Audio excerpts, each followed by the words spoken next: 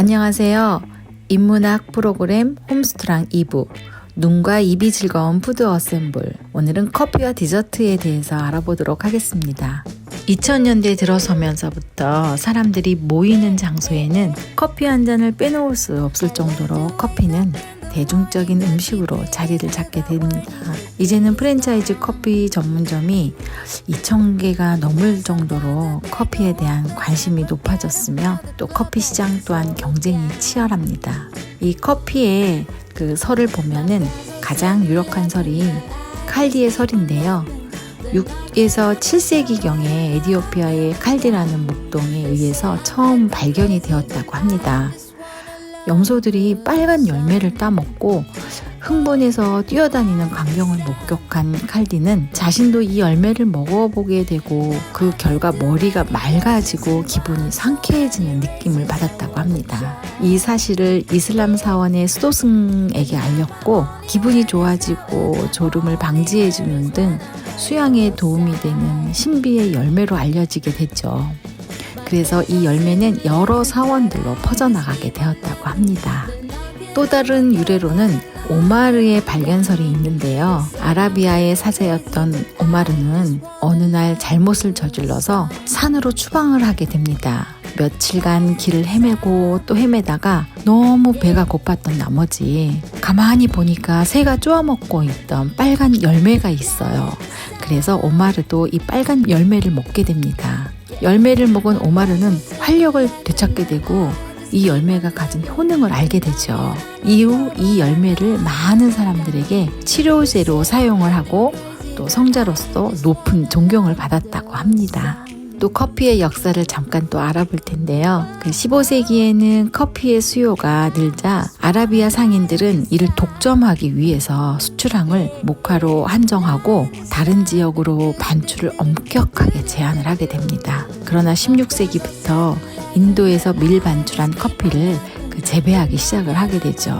17세기 말에는 네덜란드가 인도에서 커피 묘목을 들어와서 또 유럽에 전파를 하게 되고요. 우리나라 커피 역사를 간단히 보면은 우리나라는 1896년 러시아 공사관에 머물렀던 고종 황제가 처음 커피를 마셨다고 전해집니다.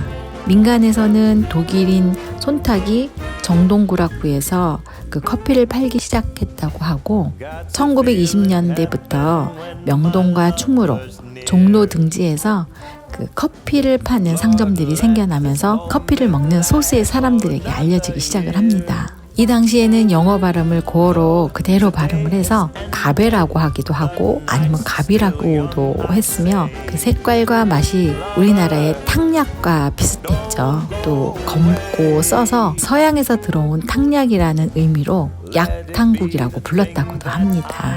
그 뒤 8.15 해방과 또 6.25 전쟁을 거치면서 미군 부대에서 원두커피와 또 인스턴트 커피들이 공급이 되면서 대중들에게 또 알려지게 됐고 또 이렇게 대중들은 커피를 즐기는 기호 음료로 자리를 잡게 되었죠. 다양한 커피의 추출 방법을 알아보겠습니다. 세계에서 가장 오래된 커피 추출법으로 알려진 터키식 커피는 밀가루처럼 커피를 곱게 갈아 끓여서 가라앉힌 후 마시는 방법입니다. 가장 자연적인 방식인 핸드드립은 중력의 원리를 이용을 해서 뜨거운 물을 천천히 부어 추출하는 필터식 추출 방식으로 멜리타라는 독일 여성이 개발을 하였습니다. 유럽에서 흔히 사용하는 모카포트는 가열된 물에서 발생하는 수증기의 압력을 이용을 해서 추출하는 기구를 말을 하는데요. 증기압을 이용하기 때문에 비교적 쉽고 간단하게 에스프레소 방식에 가까운 커피 맛을 낼 수가 있습니다. 에스프레소 머신은 빠른 시간에 추출하는 현대식 추출 방식인데요. 현대 과학의 결정체라고 일컬어지는 커피 머신의 발명과 또 에스프레소 커피가 현대식 커피의 대명사로 떠오르는데 결정적인 역할을 담당하고 있죠. 우리가 흔히 들어본 크레마라는 것에 대해서 알아볼 텐데요. 크레마는 에스프레소 상부에 그 갈색빛을 띠는 그 크림을 말합니다. 크레마는 단열층 역할을 해서 그 커피가 빨리 식는 것을 또 막아주기도 하고 커피의 향을 함유하고 있는 그 지방 성분을 많이 지니고 있기 때문에 보다 풍부하고 또 강한 커피 향을 느낄 수 있게 해줍니다. 또 그 자체가 부드럽고 상쾌한 맛과 또 단맛을 지니고 있어서 에스프레소의 별미로 통하고 있습니다. 일반적으로 크레마가 많다고 해서 좋은 품질의 에스프레소라고는 할 수는 없지만 또 크레마가 적거나 또 크레마가 없는 에스프레소는 거의 대부분 온도가 오래된 경우를 말합니다. 세계적으로 유명한 커피 전문점들이 있죠. 그중 콩카페와 블루보틀, 스타벅스에 대해서 알아보도록 하겠습니다. 베트남에서 시작한 코코넛 커피 전문점인 그 콩카페는 베트남의 주요 지역에서 50여 개 매장을 운영 중인데요. 콩카페가 진출한 해외 국가는 한국이 유일하다고 합니다. 기존 아라비카 원두를 사용한 커피가 한국에서 줄을 이뤘다면 로부스타 원두를 사용한 코코넛 스무디 커피라는 그 신메뉴가 한국 소비자들에게 적중해서 유명세를 타게 된 것이지요. 미국 캘리포니아주 오클랜드에 본사를 둔 블루보틀이 해외에 진출을 하게 되는 것은 2015년 일본에 이어서 한국이 두 번째라고 합니다. 글로벌 식품기업 레슬레가 그 지분을 68%를 인수한 그 블루보틀은 독특한 분위기로 커피업계 애플이라고 할 정도로 유명세가 있죠. 또 스타벅스는 미국의 해양소설인 모비딕의 등장인물인 커피를 사랑하는 1등 항해사 스타벅의 이름에서 유래가 되었다고 하는데요. 스타벅스는 고급 아메리카 원두를 고집하고 있습니다. 스타벅스는 사람들이 가볍게 마시던 커피를 하나의 문화로 만들었고 이를 대중화시키는 데 아주 큰 역할을 하게 됩니다. 스타벅스는 드링크웨어 제품을 한정판으로 소량만 제작을 하게 되고 또 판매하면서 그 희소성 마케팅도 진행하고 있습니다. 전 세계적으로 널리 뻗어 있기 때문에 사람들은 각국 각 지역의 스타벅스에 방문해서 지역 한정 특별 음료나 또 머그컵을 사기도 합니다.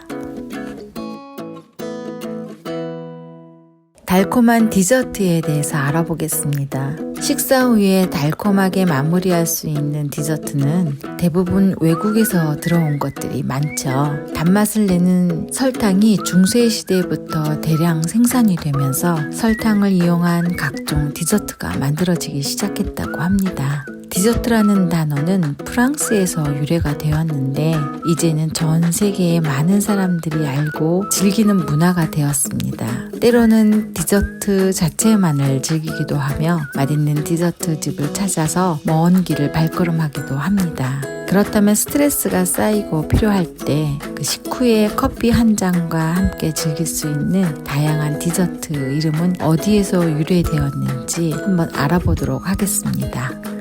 몽블랑인데요.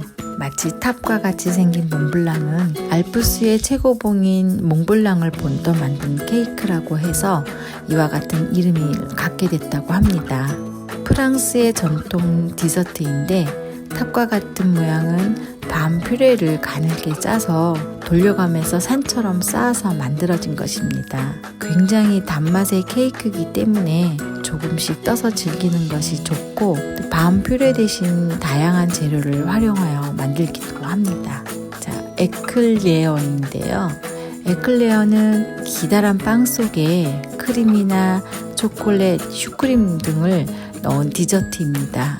커피와 함께 달콤한 것을 먹고 싶을 때 디저트로 먹기가 좋고요. 프랑스어로 번개나 섬광이라는 뜻이 있는데 에클레어는 너무 맛있어서 그 한순간에 섬광처럼 먹어버린다는 뜻이 있습니다. 또 겉면이 입힌 그 아이싱이 마치 번개처럼 반짝거린다고 해서 붙여진 이름이라고도 합니다. 자, 바움쿠헨이라는 디저트인데요. 독일의 바움쿠헨은 옛 동독 지역에서 유명한 과자입니다. 생김새는 원통 모양의 그 나무에 나이테 같은 무늬가 있는 있는 케이크인데요. 이처럼 나무처럼 생겨서 독일어로 나무를 뜻하는 바움과 또 과자를 뜻하는 쿠헨이 합쳐져서 바움쿠헨이라고 불린다고 합니다. 맛은 카스테라, 파운드 케이크 등과 같이 비슷하고 독일에서는 주로 크리스마스나 결혼식 같은 특별한 날에 만들어 먹으며 서민적인 빵이라고 알려져 있습니다. 자, 이건 마들렌인데요. 마들렌은 마카롱과 마찬가지로 프랑스의 티타임에서 함께하는 대표적인 티 쿠키라고 할 수 있겠죠. 조개 모양으로 가운데가 볼록 튀어나온 과자로 버터나 계란, 우유 등의 재료로 그 레몬이나 오렌지 껍질을 함께 넣어서 부드럽고 촉촉한 식감과 그 향이 매력적인 디저트라고 합니다. 이 쿠키를 처음 만든 마들렌이라는 사람의 이름을 따서 쿠키 이름이 마들렌이라고 지어졌다고 합니다. 파운드 케이크인데요.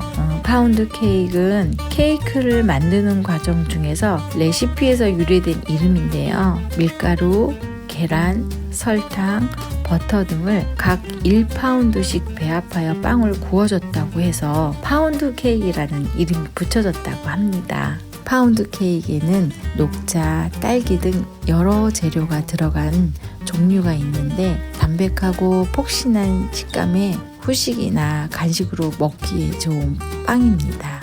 자, 이건 마카롱입니다. 마카롱은 맛은 물론 작고 동그란 모양의 형형색색의 빛깔이 고운 프랑스의 대표 디저트라고 할 수 있겠죠. 16세기 이탈리아의 캐서린이 프랑스 앙리 2세와 결혼을 하면서 프랑스에 처음 전해지게 되었는데 이탈리어인 섞다, 갈다라는 뜻의 마카레라는 단어가 마카롱의 어원이 되었다는 말이 있습니다. 밀푀유입니다. 밀푀유의 단면을 보면 얇은 파이지가 겹겹이 쌓여 있는 모양인데요. 그만큼 먹었을 때 푹신한 식감을 내는 것이 특징인데 이 밀푀유의 뜻은 프랑스어로 천겹의 잎사귀를 뜻하고 있는데요. 겹겹이 쌓인 파이지의 모양이 마치 낙엽이 쌓여 있는 것과 비슷하다 해서 이름이 붙여졌다고 합니다. 이 얇은 파이지 사이사이에 크림이나 초콜릿 등도 들어가 있어서 더욱 달콤하고 맛있다고 합니다. 휘낭시에는 계란 흰자와 버터를 태워 구운 과자인데요. 핑거 디저트라고 할 수 있을 정도의 크기를 가지고 있는데 버터의 고소한 향과 또 부드러운 맛으로 티타임에 곁들여 먹기 좋은 디저트라고 할 수 있습니다. 이 휘낭시에는 금융과라는 단어에서 유래된 것으로 그 생긴 모양은 길쭉한 금괴처럼 생겼다고 해서 휘낭시에라는 이름이 지어졌다고 합니다. 팔미에라고 하는 건데요. 우리나라에서도 쉽게 찾아볼 수 있는 팔미에는 리프파이와 같이 하트 모양의 나뭇잎처럼 생긴 과자입니다. 이 팔미에는 프랑스어의 종려나무에서 따온 이름이라고 하는데요. 팔미에를 종려나무 잎사귀 모양을 보고 본떠서 만들었기 때문이라고 합니다. 무엇보다도 바삭한 식감에 풍부한 버터의 풍미를 자랑하며 겉은 설탕으로 달콤한 맛이 납니다. 티라미슈. 달콤한 맛의 케이크와는 달리 티라미슈는 치즈 맛이 강하죠. 스펀지 케이크를 에스프레소 시럽에 담갔다가 마스카포네 치즈와 초콜릿 소스를 사이에 넣고 층을 쌓은 것으로 이탈리아 대표 가정식 디저트죠. 지금은 프랑스, 미국, 일본 등에서도 유행하는 디저트로 우리나라에서도 많이 유행을 하고 있는 디저트라고 할 수 있습니다. 영어로는 나를 끌어올리다 라는 뜻이 있다고 합니다. 자, 지금까지 디저트에 대해서 알아보았습니다.